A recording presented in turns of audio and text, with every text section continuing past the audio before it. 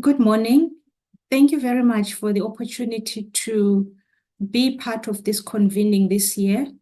My apologies that I could not be with you in person because of ill health, but I'm very grateful for the opportunity to share the presentation that I've prepared, and also very excited that this convening is taking place at this time this year. So my name is Sizulu Moyo, and I work at the Human Sciences Research Council, where I lead work in health and well-being research in the public health societies and belonging division. I'm now going to go ahead and share my presentation. And I'm going to put it in presentation mode.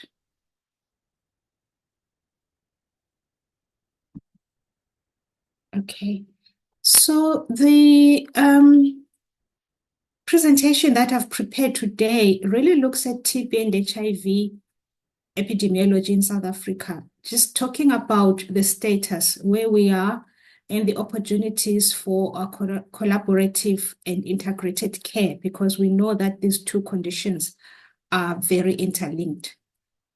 So just as a start, to give a bit of background and an outline of my talk, as I've said that TB and HIV are major public health conditions in South Africa. And what we know is that they commonly occur together. They are driven by similar structural drivers. We know that they are caused by different organisms. One is caused by bacteria, one is caused by a virus, but the underlying structural drivers, which are very important in terms of driving the disease profile, and also in terms of how we can address them, they are similar between the two. So this similarity and the co-infection really presents opportunities for collaborative and integrated care to maximize the positive outcomes so that we can deal with these public health threats in South Africa. So in terms of my presentation, I will look at the status of TB, really looking at the profile. I'll look at some of the strategies that have been implemented, and then look at the challenges around those strategies.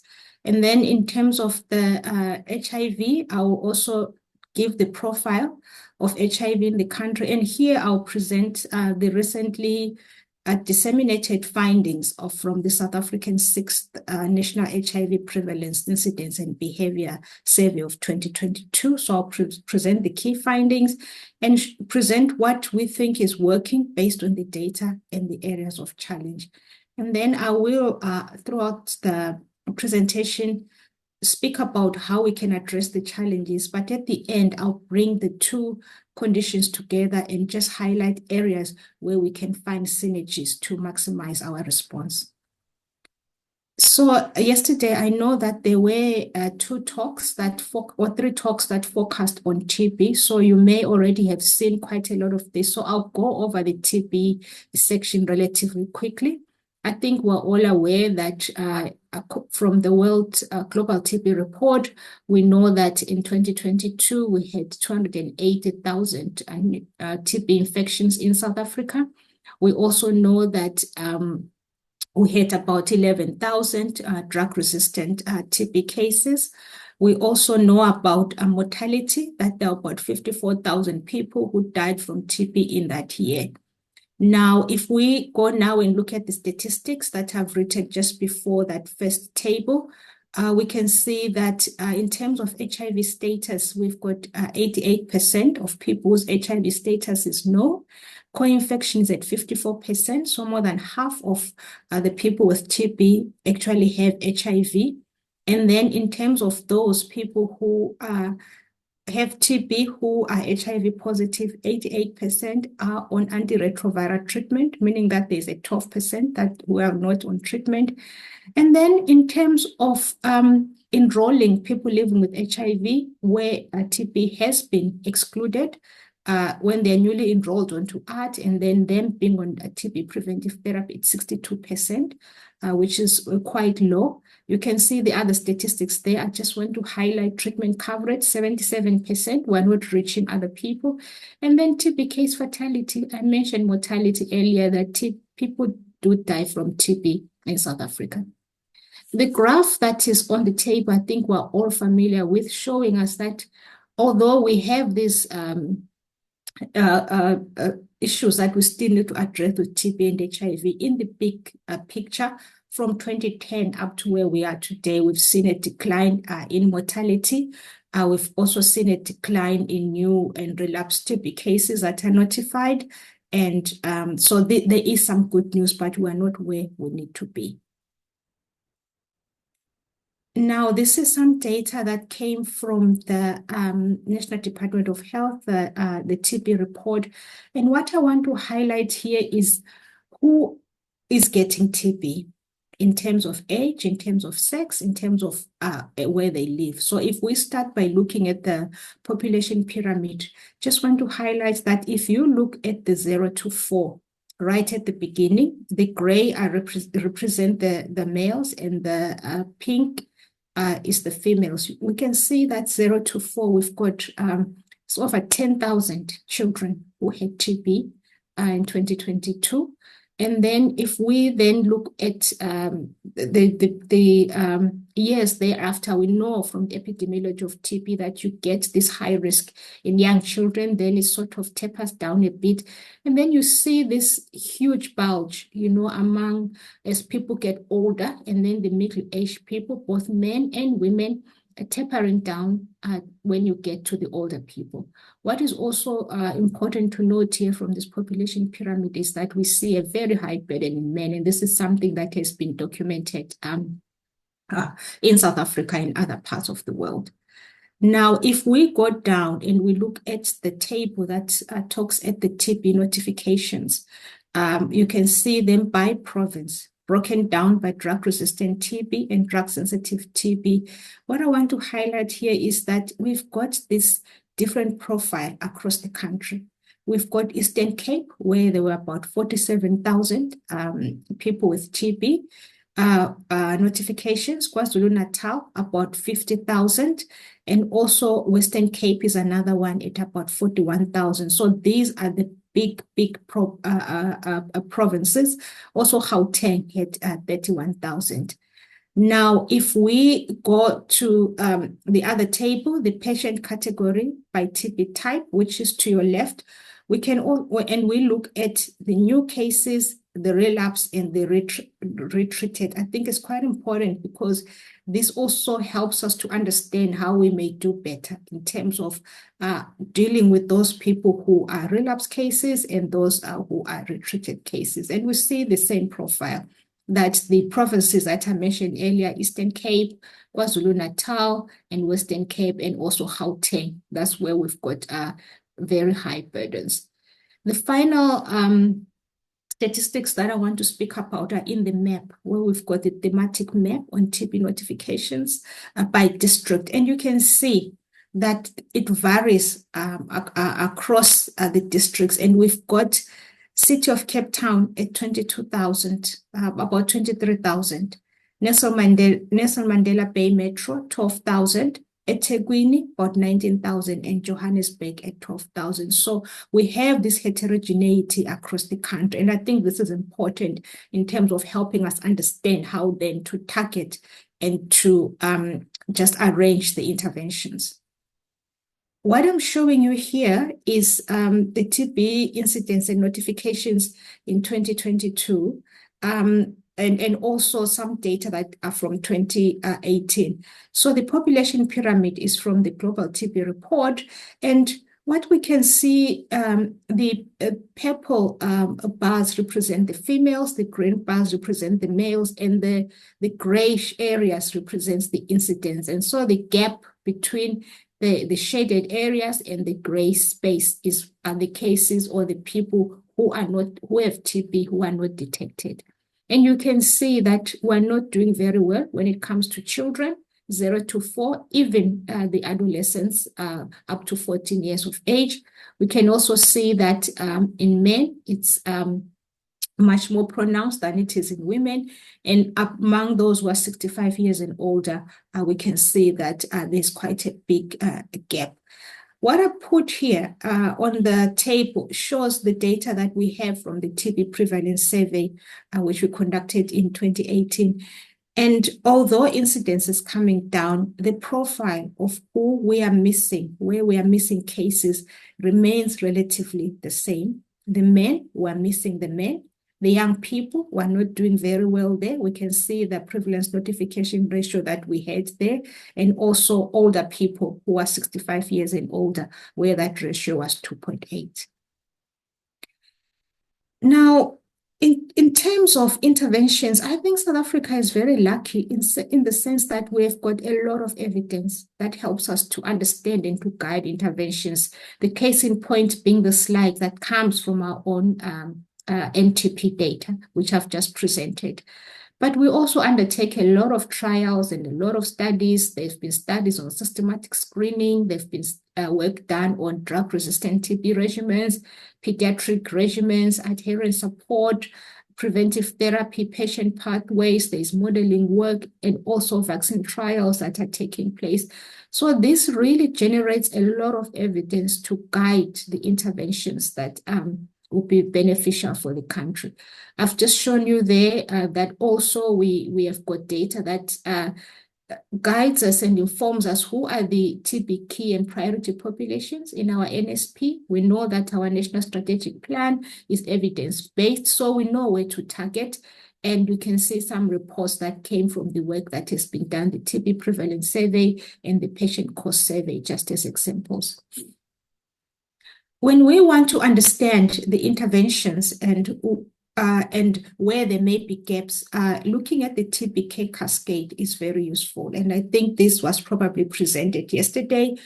We know that things are slightly better than what they were, for example, in 2018, 2019, but we can still see the gaps from the TB burden that we have to those people who access testing, are tested, get their results, and they're diagnosed, and then those who are then put on treatment and notified and they successfully treated, which then falls down to 62%. So we can see the gaps along the cascade. And in terms of looking at the interventions and where there are challenges and how we may then address them is quite useful then to just follow this cascade framework.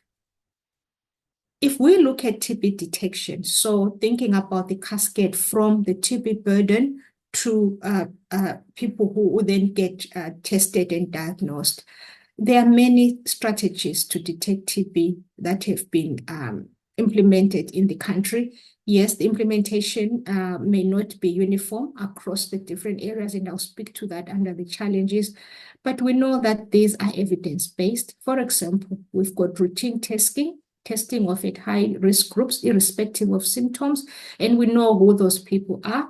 The targeted universal testing and treatment, which is being rolled out across the country, very significant, very effective and evidence-based. We know also about TB symptom screening and testing of symptomatic people. Yes, we know that the symptoms are not very sensitive and specific, but we do detect people who have got active TB amongst those who are symptomatic. In fact, in the TB prevalence survey, about 35% of the cases had symptoms and also had chest X-ray abnormalities. Digital chest X-ray screening, which has really been very useful in terms of detecting cases, especially amongst those who may not be reporting symptoms, so with or without symptoms. And we also have this approach of targeting the high burden areas, the hotspots. You saw from the slides that I presented that we've got different notifications and different burdens in different areas. So from that data, then hotspots can then be identified. We also know from previous work that also informal settlements, for example, where people are living in crowded conditions, that there is those are hotspots. We also have options for testing, to maximize how we then test and get the results. For example, urine LAM, which is very important and significant in people living with HIV. There are also strategies to increase capacity to detect TB in children. We know that there were guidelines that were released this year. Now, when we look at then what are the challenges, what is not working? What has come out is that sometimes not all healthcare workers are aware of the eligibility for targeted universal testing and treatment. We have reports of poor clinical skill or poor application of the clinical skill. For example, just taking a history so that one can then make a proper and informed opinion or diagnosis about TB and also about conducts. Sometimes it does not happen. This is a basic thing for clinical workers. Limited resources. We know about staff and equipment. The staff sometimes say that they are overworked, they are overwhelmed, and facilities are crowded with many people. A poor tracing of contacts and community linkages. So contact management is not where we think it should be. A poor integration of services, even with HIV services. You know, this is one condition where the two, they were sometimes called the terrible twins, where there really shouldn't be any disconnect between TB and HIV care. The issues of staff don't only remain within the TB clinics, but also in the laboratories.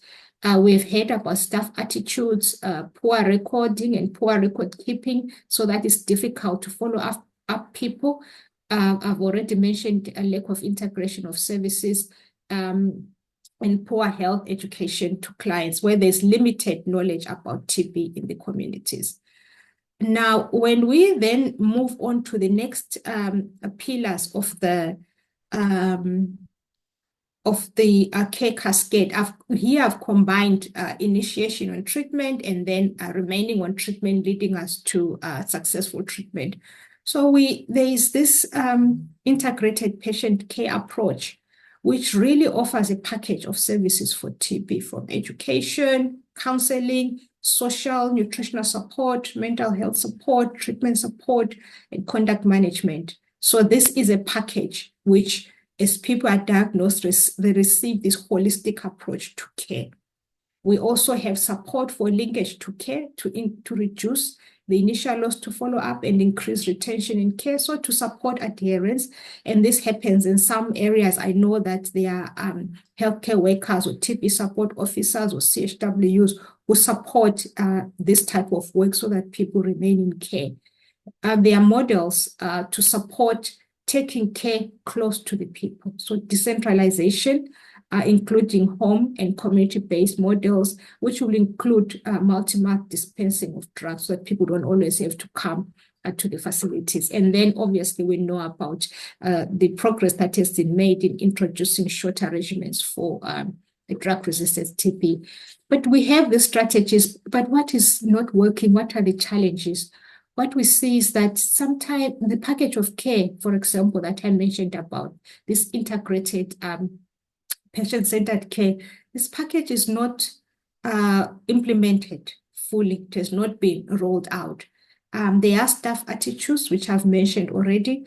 Some people are resistant to change. For example, the targeted universal testing and treatment approach, that you need to assess these characteristics so that you may then channel people into the correct pathway. Lack of integration of services, I've already mentioned. Another big one is stigma. Stigma is something that still happens in our communities, and so people may not attend when they've got symptoms, may not carry through with the treatment. Fear, denial, myths and misconceptions about TB. We know we've got issues of alcohol and substance abuse in the country. We've got structural barriers, as I mentioned, poverty, socioeconomic challenges, competing demands. From the patient cost survey, we know that people may lose jobs sometimes when they're attending their TB care. Sometimes pill burden and treatment fatigue, especially when people have got comorbidities, and the long patient wait times that I've already mentioned before. So I just want to now speak about TB preventive therapy, because TB preventive therapy is quite a significant tool that we have within the toolkit to address TB in South Africa. We know that South Africa has already implemented the TBT guidelines, or these guidelines are available. And these guidelines were expanded for all eligible people. So it's not only people living with HIV, it's not only in children, but all people are defined as significant contacts. And there is this now, there's this approach to take a family-centered and a household-centered approach to just support, taking of TB preventive therapy and also TB treatment within a household, so that it's harmonized and it can be easier for the community, for the family to support each other. And the social support, which is part of the package of care that I spoke about. I put this figure here from an article by Brown et al. That was published last year, just to show the impact of IPT, of TB preventive therapy, especially in people living with HIV. So we have something that works, but what we need to do is to make sure that we scale it up. Now, the challenges that we face is that training not yet cascaded to all health facilities, so that people are aware of TB preventive therapy and the new shorter regimens and how then they should be taken, how they should be dispensed. Poor implementation of contact management, poor integration of TB and HIV services. And then I've already said that the package of services of care for TB is not yet fully implemented. We also know that there are issues of stockouts, unfortunately, and also limited knowledge about TPT, both from the community and sometimes also when it comes to the new regimens, also from the healthcare workers. So how do we close the gaps? I think from the presentation that I've just given in terms of the strategies that have been implemented, we really have a lot of evidence and we know what we should be doing. And I think the first point is to use our evidence better. For example, we know about hotspot targeting, we know about targeted universal testing and treatment. We also need to look at how then we allocate resources. Resources are always scarce. How do we allocate them and use them more efficiently to really do the basics? Because doing the basics will take us a long way. Contact management, clinical skills, continuous education and training, especially when it comes to the new guidelines. Look at urinary lamp use, record keeping, staff attitude. These are basic things in clinical care, and we can easily achieve these. And then integrate care and services, especially for HIV. We need to promote correct knowledge about TB and what to do about it. We know that there's a social behavioral change communication strategy that's from Department of Health. So that rollout in terms of dealing with myths and encouraging people and making TB as well known as HIV would be important. Adopting and rolling out innovations more rapidly. We have done well. I think the country has done well in this area, but it's just to maybe speed up, especially the new diagnostics as they become available. And then I think a key one is a multi-sectoral approach for prevention and treatment. The WHO has come up with a multi-sectoral accountability framework. And I think that is a document that really shows that TB is beyond the health sector. And we need linkages with other departments to be strengthened so that the structural drivers, such as nutrition, the social support that people need can be strengthened. And this will go a long way in addressing the TB burden in the country. I'm now going to move on to talk about the HIV. And these, as I've said, are findings from the 6th HIV survey that was conducted in 2022. Just quickly, the survey aimed to estimate HIV prevalence, people of all ages. It wanted to look at exposure to art, how people are taking art, viral load suppression. These were at national and provincial level. There were other sub-objectives that look at the drivers, the behavioral drivers of HIV, because we know that that is quite a significant factor in HIV. So in terms of the methodology, the data is collected through questionnaires. So it's a household study. So there is a household level questionnaire and then individual level questionnaires. And then there are blood samples that are collected so that we can then test for the biomarkers. It's a national study, and you can see that we went to all the areas in the country as represented in this map. And then in terms of testing, it was very robust and working with different partners from the National Institute for Communicable Diseases to the University of Cape Town to help us really determine HIV antibody serology, looking at HIV incidence, antiretrovirals, viral load, and also drug resistance. Now, what did we find? So what we do, as you know, these surveys have been taking place since 2002, and so it's important to track where we came from. Now, for 2022, you can focus on the last two columns, which are in bold. So prevalence was estimated at 12.7%, coming down from 14%. The confidence intervals do overlap, and it's a slight decrease in the number of people living with HIV. Nonetheless, it is a decrease. And we can see there the differences in men and women. Prevalence in women is about two times that in men. And we can see the breakdown by age. We've got HIV in children, 0 to 14, 15 to 24, our youth, and then the 25 to 49. But also if we focus on the 15 to 49, who are people so-called in the reproductive age group, we've got a prevalence of 17%. And this just presents that data in a different way, but here showing the breakdown by smaller age strata. And what I want to highlight is that we see that the peak has shifted between 2017 and 2022. In 2017, the peak was at 33% in people aged 35 to 49. Now the peak is slightly lower at 28%. It is shifted to people who are older, 45 to 49. So how are we doing when it comes to differences in provinces? So we can see the leading provinces. Mpumalanga was leading in 2017, also leading in 2022. The blue bars represent 2017 and the yellow bars 2022. So we can see that the profile is pretty much the same in terms of the burden of disease by province.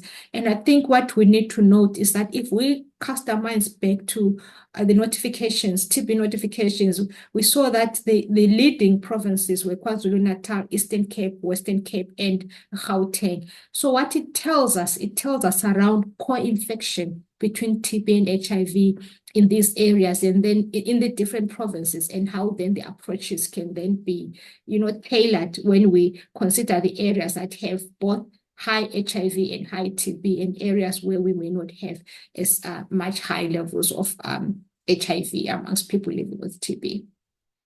Another important factor is where people live, and this definition of locality, urban, rural, and rural former areas, which are the farms, is as defined by Stats SA. So we can see that people living in farms, up to 15% are living with HIV. And I think it's significant because the issues of access become quite important. Now, when we look at the antiretroviral treatment, we can see that people who were on antiretroviral treatment, the percentage and the numbers increased over between 2017 and 2022. But it's not where we want to be, because if you are living with HIV, really to maintain health and live a full and vibrant life, it's important to be on antiretroviral treatment so that you can be virally suppressed. So we can see that in 2022, it's about 81% of people living with HIV who are on antiretroviral treatment, higher proportion in females than in males. And we can also see that very high percentage in the youth 15 to 24 years of age. Now, when we then look at it by age groups, the different age groups, stratifying them. Now this is viral load suppression, my apologies. So we can see that viral load suppression also varies by sex. The blue bars are the males, the yellow bars are the females, and the green bars are the total. So we can see that overall, it varies. 0 to 40 total is 84%, but the females are much lower. And then the youth, 70%. Also, the females are much lower. I do note that the confidence intervals do overlap. The same, you can look at it also 25 to 34, 35 to 44, going right up to the to 50 years and older. The TB care cascade, this is very important if we want to end HIV in the country. People must know their status, they must be on antiretroviral treatment, and they must be virally suppressed. And we can see that the differences between men and women, and then total. What is important, I think, to highlight here is that we are not exactly where we want to be, especially with the testing, which is the entry point in the HIV cascade, especially in men. Once people are tested and know their status, we get higher proportions in terms of being on treatment and then virally suppressed. HIV incidence, because this is where new infections are coming from. The point I want to make here is that in this type of design that we do, because HIV, the numbers are getting smaller, so the estimates become unstable. But what the overall picture is that we're seeing a decline in HIV incidence in the country, but not to levels where we would like it to be. Quickly to speak about the behavioral drivers of HIV, which are very important. Condom use, we know that condoms are a simple tool to prevent HIV, but we can see that condom use has declined from 2017 to 2022. Multiple sexual partners, this is also another risky behavior, and that is also persistent. Age-disparate sexual relationships among adolescents. This is where adolescents are in sexual relationships with people who are 5 years and older than them. And we know, especially around older men and younger girls, these are also persistent. We can see in 2022, it was 33%. And then sexual debut before the age of 15. And I think we've seen in the media about young children getting pregnant. So this is something that is an HIV risk factor. So from this survey, we concluded that, the HIV prevalence is stabilizing. So the epidemic is stabilizing. We're increasing art, we're getting high viral load suppression, but not to the levels that we would like it to be. Women still disproportionately affected by HIV.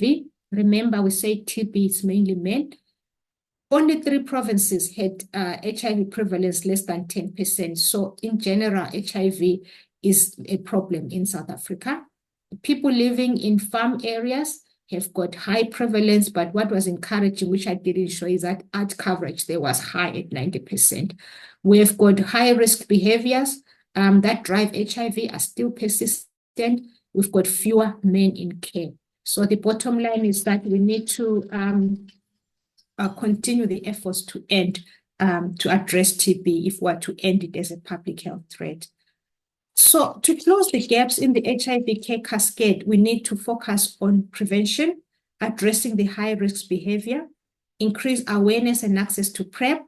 For example, we know the new data that came out on PrEP. We need to reach more men. We need to increase access to care by intensifying testing and linkage to care, support retention and ads. So really focus on the U is equal to U. And I think integrate TB and HIV service and other comorbidities.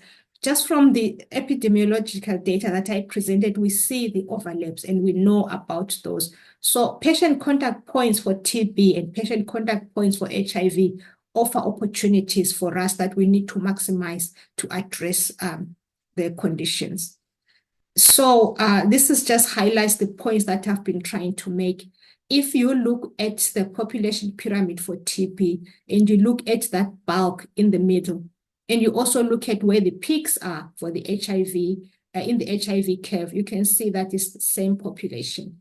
If you look at the provinces as well, you can see that some like KwaZulu-Natal, like Eastern Cape, like Gauteng, they've got both high HIV and high TB. So there are opportunities to maximize collaborative care.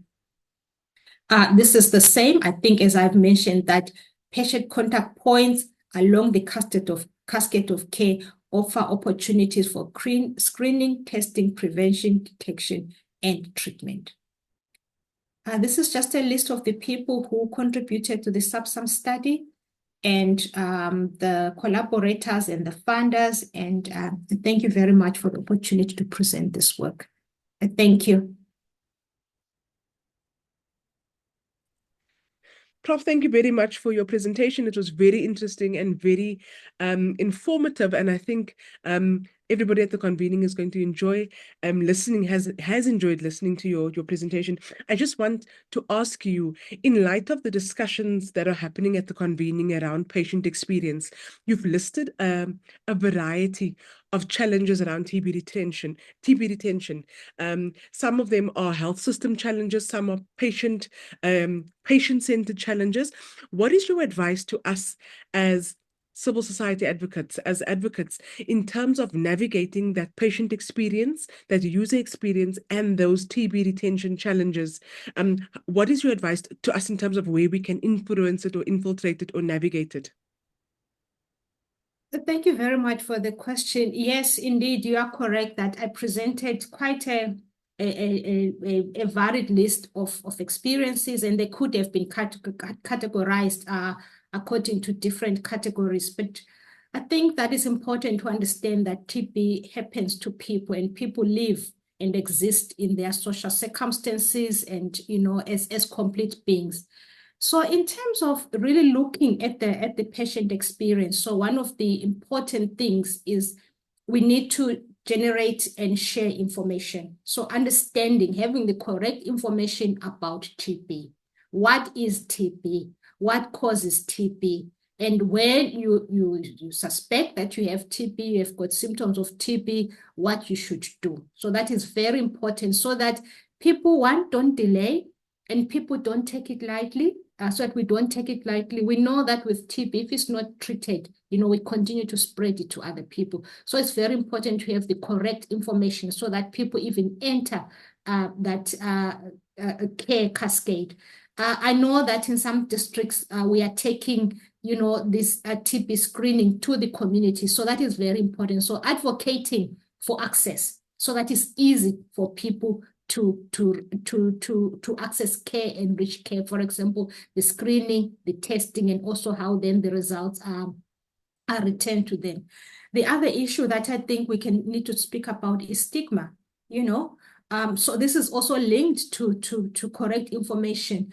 So TB remains stigmatized for very reasons, stigmatized by the person who may have TB, stigmatized by members of the family, stigmatized by the community. So we need to really work on destigmatizing a TB. Even when people go to facilities, how we treat them. I know that there's work that is going on in terms of not stigmatizing people who have got TB by maybe calling them TB stand here, TB stand there. So just those things that we may not even be aware of. So reducing stigma is very important, and information sharing and making TB as widely known as HIV. People speak about HIV more freely now, and I think we need to move TB to that same space. The other issue is around just the staff. I spoke about, staff attitudes, which can really relate to the last point that I made, but also in the facilities, just the patient wait times. What is the experience?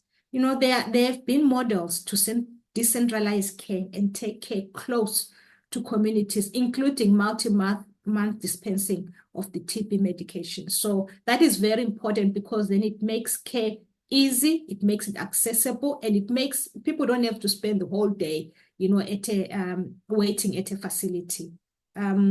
Yeah, I think I'm going to stop there. I'm not sure if there are other points that I may not have touched on, but these are some of the points that are very important, that we advocate for knowledge, we advocate for access. And then the other one, maybe if I may add, is around treatment fatigue. TB is not a lifelong treatment. You can finish your treatment and you can then go about your life, but it's longer than a week. It's quite a long time. So supporting people to remain in care is very, very important. So adherence support. So advocating for mechanisms that can support people to remain in care until they finish their TB treatment. Those would be very important things to support and advocate for. Thanks so much. Thanks so much, Prof. Last question is just to draw the link between TB and HIV. As your presentation showed, there's a massive overlap between the HIV community, the people living with HIV and people who have TB. What advice do you also want to give us as advocates in terms of using that to our advantage, that sort of co-burden of disease? How do you suggest we navigate it, particularly around the user experience as well? I think that we speak about integrated care. How are we dealing with that integrated care? I think we have to advocate that is actually actioned. If you think about some of the statistics that I presented, the people living with HIV who are newly enrolled on ART, who were on TB preventive therapy, 62%, meaning that there's a whole 38% of people who may have been eligible for TB preventive therapy, who did not receive it. So how does that happen?